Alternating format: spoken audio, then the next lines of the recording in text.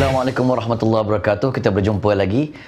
Seperti mana yang kita telah maklum, pembezaan pendekatan untuk kita approach dan mendekati anak-anak perlu diambil kira. Dan kadang-kadang kita rasa ketandusan sangat nak bermain dengan anak ni, nak main apa, permainan apa, khususnya anak yang berumur 0 hingga 6 tahun. Dan kadang-kadang 7 tahun pun nak main juga sehingga 14 tahun, tapi taklah seaktif anak yang 6 tahun ke bawah. Seperti mana yang kita tahu, untuk menyelesaikan masalah ini kita kena tahu kondisi manusia itu sendiri. Manusia itu termasuklah anak-anak kita, dia ada 3 deria yang besar pada perspektif NLP. Yang pertama, visual, pandangan dia. Pandangan dia perlu dirangsang supaya dia dapat membezakan warna, membezakan di antara objek sekian dengan objek sekian. Itulah juga dinamakan visual. Adapun yang kedua, auditory adalah pendengaran dia. Perlu dirangsang supaya dia dapat membezakan, dapat mendengar dengan baik, dapat fokus. Dan yang ketiga adalah kinestetik, rasa, pergerakan, aktiviti.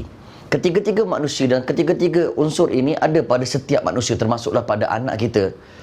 Oleh sebab itu kita perlu merangsang ketiga-tiganya.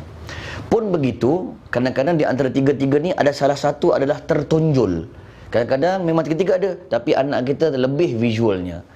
Yang kedua, kadang-kadang dia tiga-tiga ada, tapi yang tertonjol lebih auditory-nya. Kadang-kadang tiga-tiga ada, tapi lebih yang ketiga, orang anak kita yang lain mungkin lebih kinestetiknya, rasa dia, perasaan, sentuhan, aktivitinya. Maka bila kita dapat kenal pasti anak kita jenis V ke, visual, ataupun auditory ke, pendengaran, ataupun kinestetik ke, aktiviti, pergerakan, kita mudah untuk memilih permainan yang sesuai bagi dia dan sesuai dengan karakter dan kelebihan yang ada pada mereka. Jadi, bila anak yang 0 hingga 6 tahun ini, memang ketiga-tiganya ada, tapi dia lebih ada kepada deria kinestetik.